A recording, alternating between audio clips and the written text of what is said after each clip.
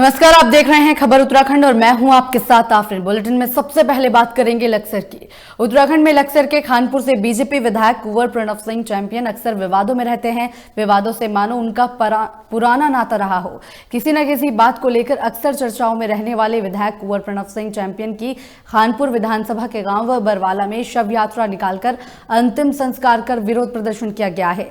आपको बता दें कि कल टूर्नामेंट कबड्डी प्रतियोगिता के उद्घाटन को लेकर खानपुर विधायक कुंवर प्रणव सिंह चैंपियन को टूर्नामेंट उद्घाटन में पहुंचना था, लेकिन विरोध के कारण खानपुर विधायक नहीं पहुंच सके थे, जहां उन्होंने अपने पुत्र कुंवर दिव्या प्रताप सिंह को भेजकर उद्घाटन कराया था। वहीं दो युवकों ने उनके बेटे को काले झंडे दिखाकर विरोध किया था। आज फिर लक्सर के खानपुर विधानसभा के भरूवाला गांव में कुंवर प्रणव सिंह चैंपियन की शव यात्रा निकालकर अंतिम संस्कार कर विरोध प्रदर्शन किया गया।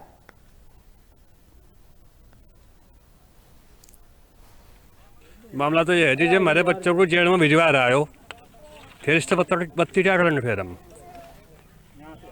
जब हमारे बच्चों को जेल में भिजवा रहे हो, फिर हम क्या करेंगे? सब यात्रा प्रदर्शन इसके खिलाफ भी चलेंगे, बस और क्या। ये प्रकरण जो अभी हाल फिलहाल में क्षेत्रीय विधायक कुंवर प्रणव चैंपियन की एक ऑडियो वायरल हो रही है, उसके संबंध में उन्होंने हमारे समाज के सम्मानित लोगों को अभद्रता का इस्तेमाल किया है, अभद्र शब्द बोल रहे हैं, अपमानित किया है। उसने कल हमारे खिलाफ, हमने उसका विरोध किया परसों, तो हमारे खिलाफ उन्होंने एक झूठी तहरीर दी है कि उसमें देशद्रोह का मुकदमा दर्ज हो। उसके विरोध में हमारे गांव ने, गुर्जर बिरादरी ने, सर्व समाज के भाइयों ने उनकी सब यात्रा आज यहाँ निकाल लिया, उनका दहन किया है, उनका अंतिम संस्कार सब कुछ आज ही है। तिज्जा तेरी ब्राह्मण हमने सब कुछ उनका आज ही निपटा दिया। और उन्हें ये बात चेताना चाह रहे हैं कि विधायक जी, आप सम्मानित व्यक्ति हो और आपके लिए जो मानसिकता, तुच्छ मानसिकता है, उचित नहीं है, ऐसा सुधारो। और अभी जो आप आने वाले चुनाव में होंगे, अपनी अहमियत का आपको अंदाजा हो जाएगा। सर्व समाज के भाई मिलकर आपको हराना काम करेंगे और आपको जो जहाँ से आप उठ कर गए थे वहीं से आप।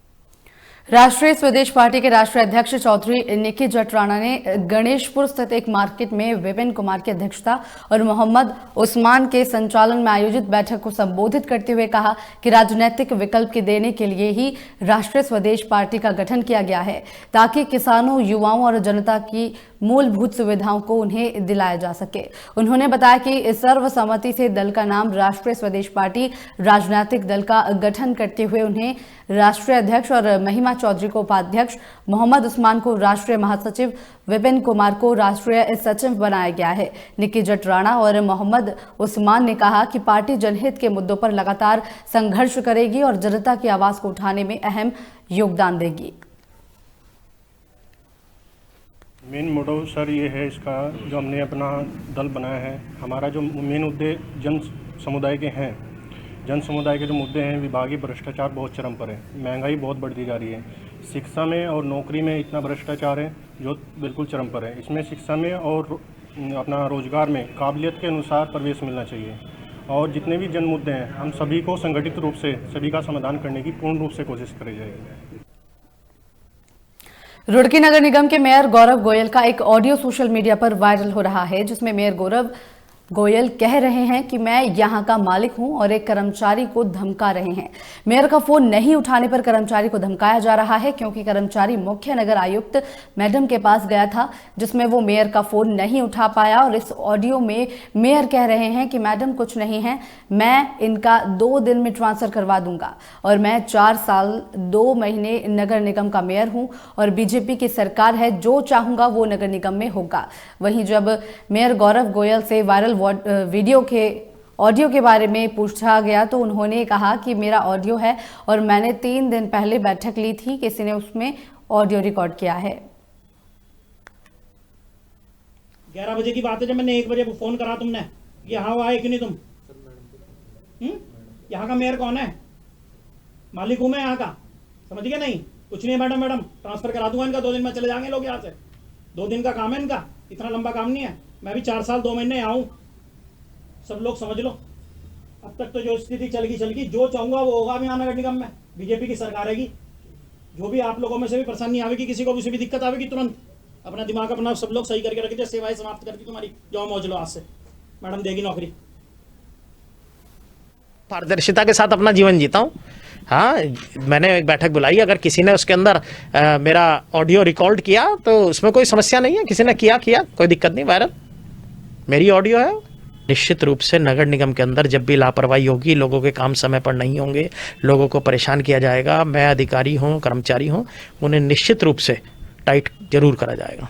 निश्चित रूप से अगर कोई अधिकारी या कर्मचारी जनता के हितों के लिए काम नहीं करेगा तो ये एक स्वाभाविक प्रक्रिया है। उत्तराखंड के चमोली में बद्रीनाथ राष्ट्रीय राजमार्ग पर शनिवार देर शाम को ऋषिकेश से बद्रीनाथ की ओर जा रही एक इनोवा कार 250 मीटर गहरी खाई में जा गिरी।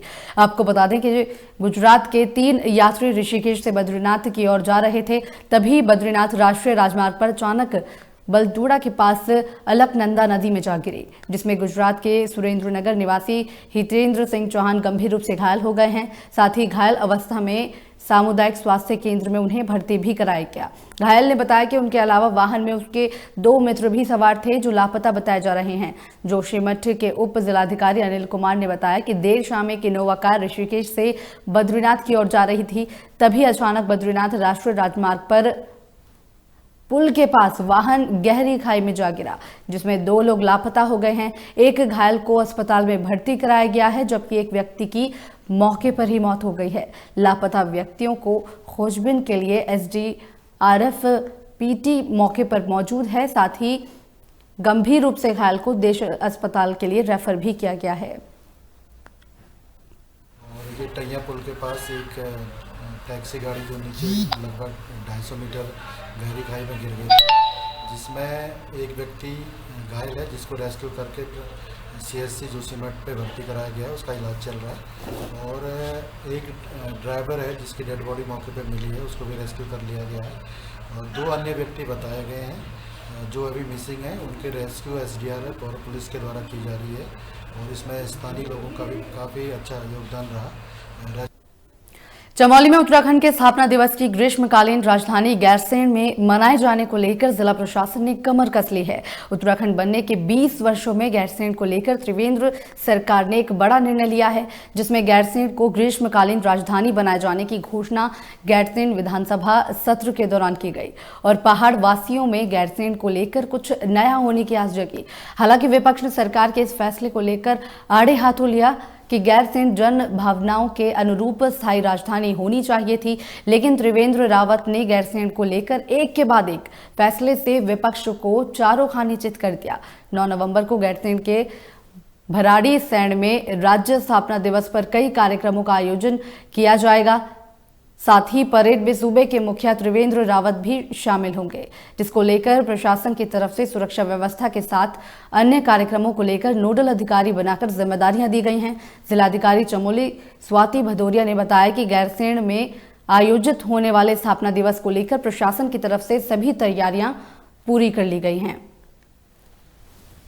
अभी संभावित कार्यक्रम माननीय मुख्यमंत्री जी का है और उसमें सभी विभागों के नोडल अधिकारी भी बना दिए गए हैं और कार्यक्रम की मेन रूपरेखा तैयार करने के लिए बैठक भी आयोजित की जा चुकी है और वो कार्यक्रम की सभी तैयारियां हमारे स्तर पे पूर्ण हैं। हल्द्वानी के कुसुमखेड़ा क्षेत्र में स्वयं सहायता समूह के कई उत्पाद बनाने वाली महिलाओं को मंडी परिषद की पहल से बाजार उपलब्ध कराया गया है। मंडी परिषद के अध्यक्ष गजराज बिष्ट ने इस बाजार का शुभारंभ किया। इस दौरान घरेलू हथकरघा सामान और स्वयं सहायता समूह के बनाए गए उत्पादों को कई स्टॉलों के माध्यम से बाजार उपलब्ध कराया गया है, जिससे प्रधानमंत्री नरेंद्र मोदी के लोकल फॉर वोकल और आत्मनिर्भर भारत अभियान को बढ़ाया जा सके। वहीं स्वयं सहायता समूह के कार्यरत महिलाओं का भी कहना है कि उनके बनाए गए स्थानीय उत्पाद को खरीदकर लोग न सिर्फ अपनी जरूरतों को पूरा कर सकेंगे, बल्कि अपने आसपास के लोगों को स्वरोजगार का एक अवसर भी प्रदान करेंगे। लिहाजा मंडी परिषद की ये एक सराहनीय पहल है। गिरजापुटी के महिला विकास संस्था की अध्यक्ष हूँ। मेरा नाम गीता सत्यवली है और जैसे कि हमारे माननीय मंडी अध्यक्ष गजराज बिष्ट जी के सहयोग से हमने यहाँ पर ये स्टॉल लगाई है। उन्हीं के द्वारा ही हमें यहाँ पर ये सारा प्रोवाइड करने का मौका मिला है। तो हमारे जो एसएचजी ग्रुप हैं, जैसे हमारे मोदी जी ने बोला है कि आत्मनिर्भर भारत। हरिद्वार में फिजियोथेरेपी को लेकर लगातार फिजियोथेरेपिस्ट प्रदेश सरकार से अपनी मांग को लेकर पिछले कई सालों से संघर्ष कर रहे हैं। इसको लेकर नवनियुक्त हरिद्वार फिजियोथेरेपी टीम के सदस्य ने आज एक कार्यक्रम का आयोजन किया, जिसमें मुख्य अतिथि के तौर पर शहरी विकास मंत्री मदन कौशिक पहुंचे। इस दौरान मंत्री को सदस्यों ने समस्या से अवगत कराया, जिसके बाद विकास मंत्री मदन कौशिक ने कहा कि वह चाहते हैं कि अन्य राज्यों की तरह फिजियोथेरेपी को भी पैरामेडिकल की तरह मान्यता मिले और जल्द से जल्द इस बारे में विचार कर इनकी समस्याओं का निदान किया जाएगा। कार्यक्रम था जिसमें मुझे आने का अवसर मिला और मुझे कई चीज़ें अवगत हुआ हूँ कि एक तो जो काउंसिल होनी चाहिए थी अनेक राज्यों में है, उत्तराखंड में नहीं है। काउंसिल न होने के कारण जो गाइडलाइन होनी चाहिए थेरेपिस्ट के लिए वो भी नहीं है। इस कारण से आपको पैरामेडिकल में रखने के कारण किसी से एसोसिएट होना पड़ेगा, चाहे वो इस प्रकार का हॉस्पिटल हो या अन्य प्रकार का कोई संस्थान हो। तो इससे क्या है कि आपका जो 4.5 साल का कोर्स है वो एक प्रकार से किसी के पास कहीं ना कहीं एसोसिएट होने के कारण जो मेहनत आपने की है उसका जो प्रतिफल है वो नहीं मिलेगा। तो मैंने कहा कि आप दीजिए मुझे सारा और मैं कोशिश करेंगे कि इसको अपने राज्य में भी अन्य राज्यों के प्रकार हम काउंसिल बनाएं।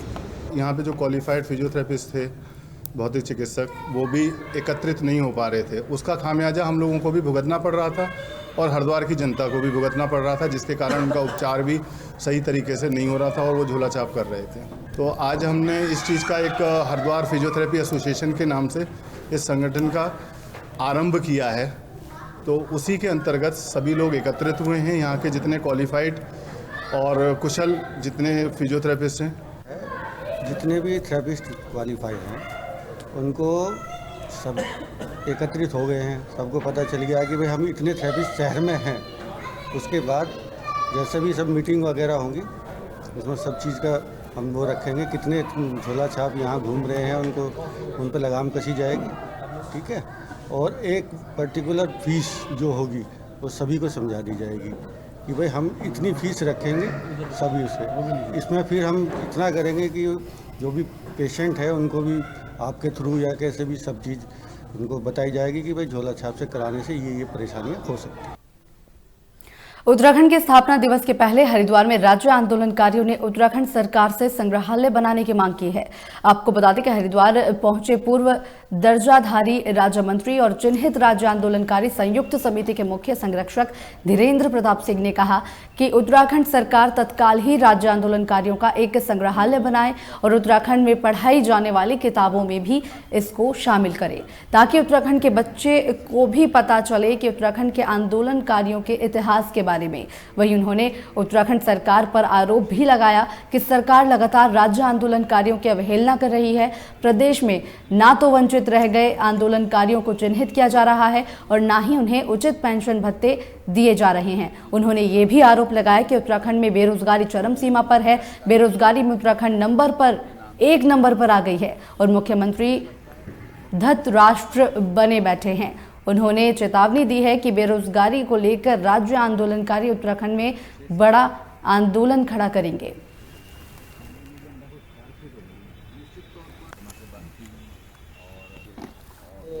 हमारी ये पहले से मांग रही है। मैं खुद इस विभाग का मंत्री रहा हूँ और हम लोगों ने बहुत काम किया। हमारी मांग है कि राज्य सरकार तत्काल राज्य आंदोलनकारियों की स्मृति में एक संग्रहालय बनाए और राज्य का जो शैक्षणिक पाठ्यक्रम है उसमें इसको स्थान दे। जो हमारी माध्यमिक शिक्षाएं हैं और माध्यमिक शिक्षा की जो क्लासेस हैं उसके लिए इसका एक इतिहास बनना चाहिए, जिससे कि ये अक्षुण। मंगलौर में लिब्बर हेड़ी उत्तम शुगर मिल का पेराई सत्र रविवार से धार्मिक मंत्रोच्चारण के बीच गन्ना डालकर आरंभ कर दिया गया है। सत्र के आरंभ होने पर किसानों ने खुशी जाहिर की है। इस मौके पर उत्तम शुगर मिल के महाप्रबंधक लांबा ने हवन कर शुभारंभ किया। साथ ही इस मौके पर क्षेत्र के कई किसानों ने भी हिस्सा लिया। इस दौरान शुगर मिल के केन मैनेजर अनिल कुमार ने बताया कि सभी किसानों का समय से गन्ने का इंडेट भी जारी किया जाएगा। उन्होंने किसानों से पर्ची के अनुसार साफ सुथरा गन्ना सप्लाई करने की अपील की है। साथ ही कहा कि अगर किसानों को कोई समस्या आती है तो वो मिल अधिकारियों को अवगत कराकर अपनी समस्या का समाधान करा सकते हैं।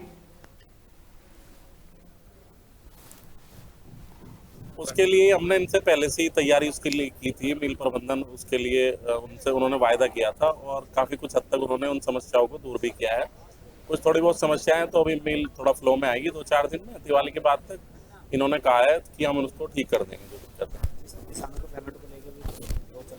गन्ना भुगतान को लेकर थोड़ा कोरोना की भी समस्या थी। मिल प्रबंधन ने हमें बताया कि थोड़ी समस्या है, चीनी का उठान कम हो रहा है, लेकिन फिर भी 10 अप्रैल तक का गन्ने का भुगतान विगत वर्ष का कर दिया गया है, हमारे पास समिति में पहुंच गया है और 24 दिन का भुगतान भी बचा हुआ है। 14 मई तक फैक्ट्री चली थी, तो इन्होंने आश्वासन दिया है कि दिवाली तक उसको भी ये कर देंगे। फैक्ट्री का जो सीजन है नया 37 साल वर्ष जो है 2020-21 का शुभारंभ किया जा रहा है आज के दिन। तो आज पूजा पाठ के साथ सब संपन्न हो गया। तो आगे आने वाली दीपावली का कैसा व्यवस्था है, क्या व्यवस्था किसानों के लिए की गई है? नहीं, किसानों के लिए तो जो दिक्कतें पिछले सालों में रही हैं तो उन पर विशेष ध्यान दिया गया। जो किसानों को पिछले साल में यार्ड में कोई दिक्कत थी, कोई सड़क या कोई खराब थी इस तरह की, तो 9 नवंबर को उत्तराखंड राज्य को 20 साल पूरे होने जा रहे हैं, लेकिन उत्तराखंड राज्य आंदोलनकारियों की पीड़ा आज भी कम नहीं हुई है। राज्य आंदोलनकारियों का कहना है कि जिस उद्देश्य से उत्तराखंड राज्य बनाया गया था वो अभी तक कहीं साकार होता नहीं दिख रहा है, क्योंकि जो आंदोलनकारी उत्तराखंड राज्य के लिए शहीद हो गए थे उनके गुनहगारों को आज तक सजा तक नहीं मिल पाई है। लेकिन राज्य का सबसे बड़ा मुद्दा पलायन का रहा है, वो अभी तक नहीं रुक पाया। साथ ही राज्य आंदोलनकारियों का कहना है कि यदि पहाड़ी क्षेत्रों में स्वास्थ्य, शिक्षा और रोजगार की सुविधा दी जाती तो शायद पहाड़ों से पलायन रुक सकता था। इसलिए उत्तराखंड राज्य बनने का सपना साकार नहीं हुआ है। वहीं रुड़की विधायक प्रदीप बत्रा का कहना है कि 20 साल में 4 सरकारें राज्य में बन चुकी हैं, लेकिन पिछले कुछ समय में काफी विकास कार्य उत्तराखंड में हुए हैं। इसलिए राज्य में विकास की गति धीरे धीरे बढ़ रही है और बीजेपी सरकार में उत्तराखंड आगे बढ़ रहा है। की 4 सरकारें आ चुकी हैं, यहाँ पर ये 4थी सरकार है। तो इस बार जो सरकार बनी है, इतनी मजबूत सरकार बनी है जिसमें कि 57 विधायक हैं। लोगों ने सोचा था और जो हमने सोचा वो पूरा हो रहा है और कितने लोगों के लिए रोजगार उत्पन्न किए जा रहे हैं। औद्योगिक क्षेत्र में बहुत तरक्की कर रहा है हमारा राज्य और सड़कों के मामले देखिए, चारों तरफ रिंग रोड्स, एलिवेटेड रोड्स बन गई हैं। जो कनेक्टिविटीज़ हैं, ऑल वेदर रोड का काम खूब युद्धस्तर पर चल रहा है। हमारे केदारनाथ धाम में जाइए, अब कितनी वहाँ पर कंस्ट्रक्शन हुई है, कितनी तरक्की हुई है, कितनी सुविधा यात्रियों के लिए बनाई गई है। आध्यात्म की धरती हरिद्वार की पहचान धार्मिक सांस्कृतिक आयोजनों की वजह है। हरिद्वार के देवालय और गंगा घाट दिवाली के मौके पर मिट्टी के दियों से जगमगाते रहते थे। पूरा हरिद्वार दियों की रोशनी में जगमगाता रहता था, लेकिन आधुनिकता के दौर में अब मिट्टी के दियों का प्रचलन खत्म होता जा रहा है और दिए बनाने वाले कुम्हारों की संख्या भी।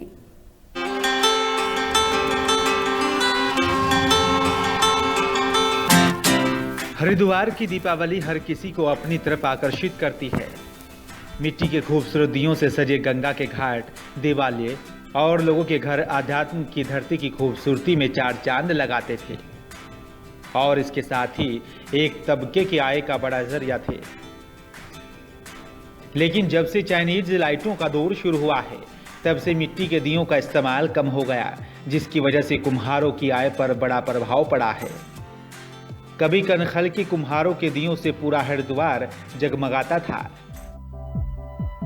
आज उसकी जगह चाइनीज लाइटों ने ले ली है, जिसका खामियाजा कुम्हारों को भुगतना पड़ रहा है। मांग कम होने की वजह से कई घरों का रोजगार छिन गया है। कभी कनखल में कुम्हार घड़े में रहने वाले 25 परिवार दिए और साथ ही घड़े बनाकर अपना परिवार चलाते थे। दीपावली के समय में ही दियों की मांग पूरी करने के लिए पूरे साल दिए बनाते थे, लेकिन अब दिए की मांग बेहद कम हो गई है। मिट्टी के दिए जब बिकना कम हो गए तो कई परिवारों ने दिया बनाने का अपना पारंपरिक काम छोड़ दिया और ये संख्या दिन प्रतिदिन घटती ही जा रही है। कोरोना महामारी की वजह से कुम्हारों की स्थिति और भी दयनीय हो गई है। मिट्टी के दियों की बिक्री कम हो गई, लेकिन इनके परिवार की ज़रूरतें नहीं। इस वजह से कुम्हारों ने मिट्टी का बर्तन बनाना छोड़ दिया और मजदूरी करके अपने परिवार का पेट पाल रहे हैं।